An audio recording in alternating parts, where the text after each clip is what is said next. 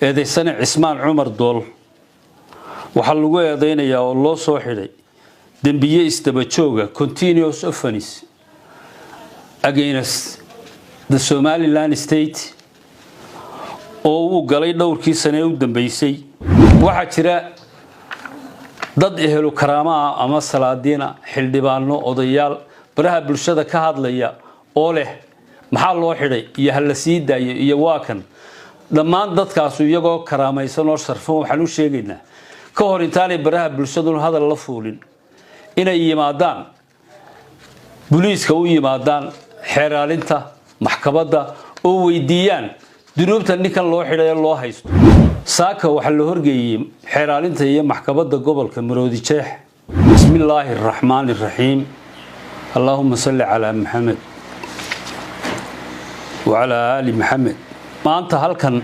waxaan shirka jaraa'id aanu halkan ku qabanaynaa daaray yahay in ummadda Soomaaliland loo sheego sababta loo xiray Cismaan Cumar Dool oo ciidanka booliisku soo xiray 20kii bishan eedaysana Cismaan Cumar Dool waxa lagu eedeynayaa oo loo soo xiray dambiye istaba jooga continuous offense against the Somaliland state oo uu galay dhowrkii sano u dambeysay kuwaasoo uu caado ka dhigtay inuu si joogto ah ugu faafiyo TV-yada iyo baraha bulshada ceebayn iyo dacaayado been abuura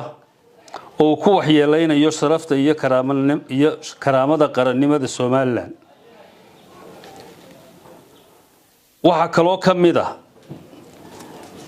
inuu dadweynaha Soomaaliland ku dhiiri gelinayay inay ka hor yimaadaan shuruucda iyo kala dambeynta dalkan u degsan eedaysana Cismaan Cumar Dool safarkii u dambeeyay oo hadda dalka ku yimi markuu jidka ku soo jiray wuxuu muuqaal iyo qoraalba ku faafinayay oo dadweynaha ugu baaqayay kuna dhiiri gelinayay inay ka dagaalamaan haddii isaga la xiro isagoo ka baqayay dambiyadu dhowrkaas inay u dambeeyay qaranka galaya in loo xiro oo ay dagaalamaan ka hor yimaadaan dawladda taasina way dhacday maalin saddexaad markii la soo xiray in dadweyne badan kacay oo wixii uu sameeyay ay ku kaceen eedaysana Cismaan Cumar Dool saaka waxa la horgeeyay xeeraalinta iyo maxkamadda gobolka Maroodi Jeex dacwadiisa bilowgeedii way dhageysteen galba loo furay isagoo ku eedeysan dhowr qodob oo kamid ah xeerka ciqaabta guud ee ummadda ka dhaxeeya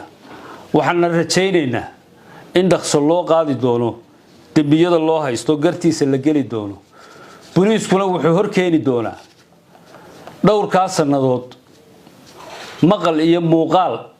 iyo qoraalba wixii uu dambiye faafinayay baraha bulshada iyo TV-yada ku faafinayay ee uu ku dilayay qarannimada Soomaaliland ama xukuumad ha ahaato ama shakhsiyaad madax ha ahaato ama dadweyne kale ha ahaato ee uu qarankan ku bahdilayay qofka bini'aadanka marka madaxa uu laga garaaco ugu dambeynta uu dhintaa taasoo ku tala galay Cismaan Cumar Dool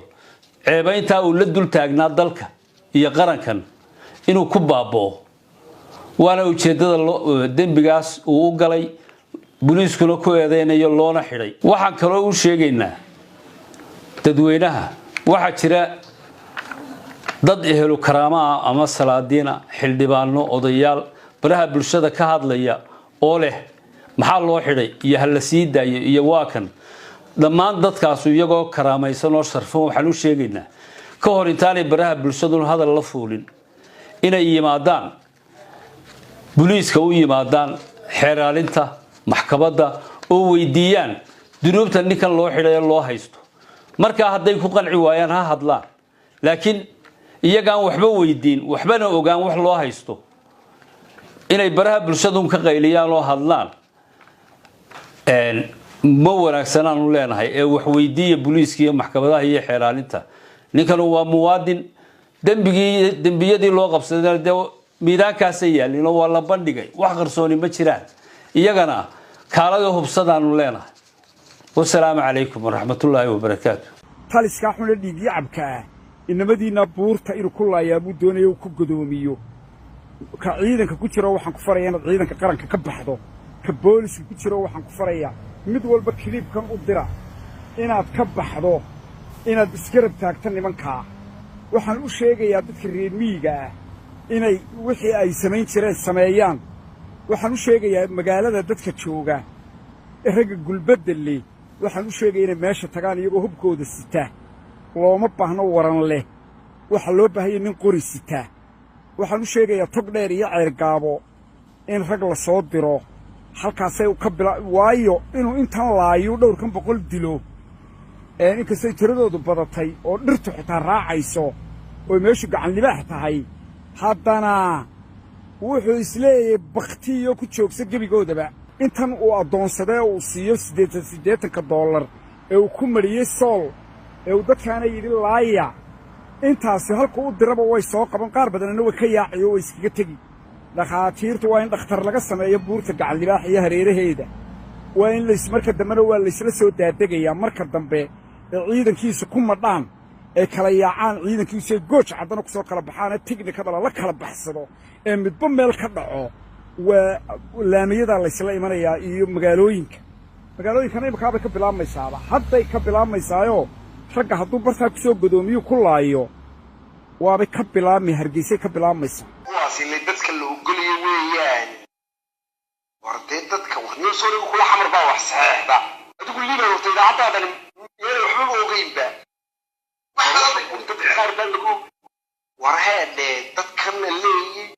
kuwan la leeyay lagu quflay waynu goonay iyo Soomaaliland bay ciidan qaran baa jira xuduudka loo sameeyay ee cadowga loo sameeyay beenteen jirin la cadow beenaba horta marka hore way colaad lagu sameeyaa marka lagu absolutely taas green book ay ku qoranto carruurta berigan ahayd meel lagu oran jirin dad qalata naasaa roociya wax la tagtay ay cuntay